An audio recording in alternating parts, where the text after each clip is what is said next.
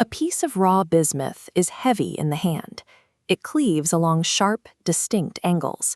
It reflects light with a specific iridescence and conducts electricity at a measurable rate.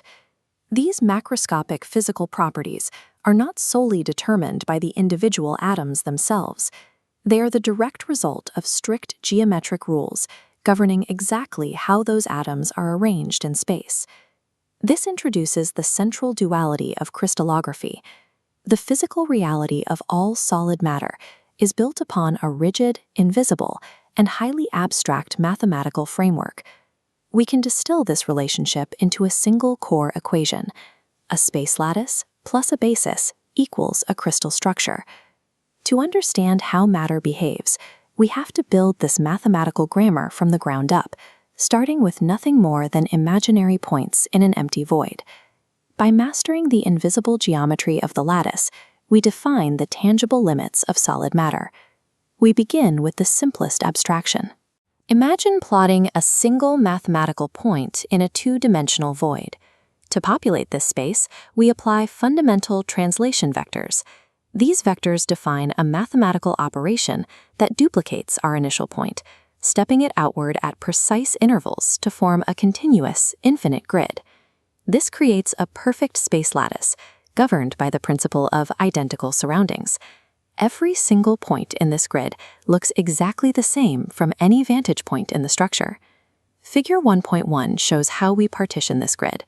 Choosing translation vectors A and B defines a primitive unit cell, the smallest block with one lattice point. Longer vectors, A1 and B1, construct a non-primitive cell with multiple points. Tiling either reproduces the exact same lattice. The natural world offers infinite spatial complexity. Selecting the correct unit cell allows physicists to distill that infinity down into a manageable, predictive mathematical framework. If unit cell boundaries can be drawn arbitrarily in multiple ways, it introduces a problem. Physicists require a standard method to measure and compare these volumes without ambiguity. The solution is the Wigner-Seitz primitive cell. This is a rigorous, universal geometric protocol used to standardize the selection of a primitive cell. Figure 1.3 outlines the construction. First, select a central lattice point and draw straight dotted lines to all nearby neighbors. Next, draw solid normal lines precisely bisecting those dotted connections. The smallest enclosed volume forms the central hexagon, the Wigner-Seitz cell. This purely geometric algorithm guarantees a primitive cell containing exactly one lattice point and enclosing the absolute minimum possible volume. Moving from a two-dimensional grid into a three-dimensional universe requires a strict adherence to the rules of symmetry, specifically rotational symmetry. For a lattice to be valid, it must remain invariant. If you rotate the entire structure around an axis, the final arrangement must look completely unchanged from the starting position. Figure 1.6 illustrates this constraint. Rotating lattice points by angle theta yields new points in space.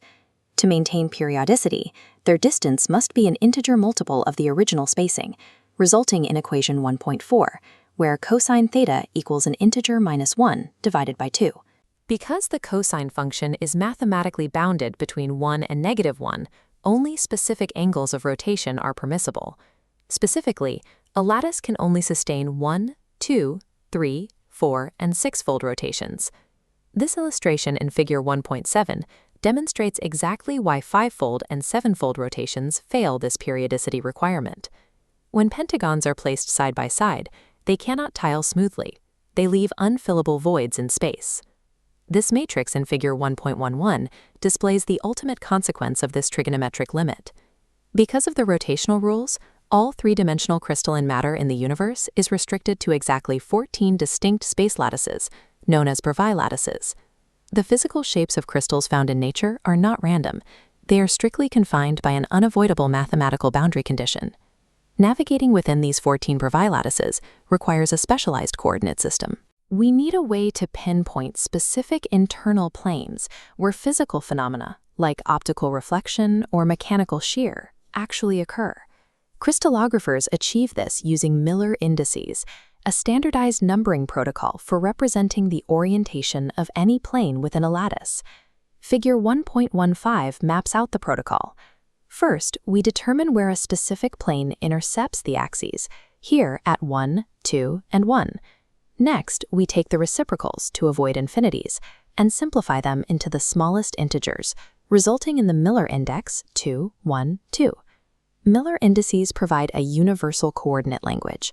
With 3 simple integers, physicists can predict the exact angle a crystal will cleave, or how it will diffract a beam of X-rays. We return now to our core equation. Having defined the abstract space lattice, we must add the physical basis atoms into the framework. To quantify how efficiently spherical atoms fill the empty volume of the mathematical unit cell, we calculate the atomic packing fraction. This text excerpt highlights the face-centered cubic, or FCC, structure. Here, atoms are positioned at the corners of the cube and directly in the center of each face. Because atoms possess physical volume, they touch one another along the face diagonal. This mechanical contact forces a strict geometrical relationship between the atomic radius and the total volume of the cell. When we run the math, we find a hard physical limit. Close-packed structures like FCC reach an optimal packing fraction of exactly 74%. You cannot pack spherical atoms any tighter. The mathematical arrangement of the lattice directly dictates the physical limits of a material's mass and density. The most complex, durable materials in the universe do not rely on different physics. They simply layer these mathematical concepts on top of one another. This schematic in Figure 1.23 shows the unit cell of a diamond. Its structure is not a single grid, but an arrangement of 2 interpenetrating face-centered cubic lattices, with carbon atoms occupying the alternating tetrahedral voids. That highly dense, completely interlocking mathematical arrangement is exactly what translates directly into its extreme macro-scale physical hardness.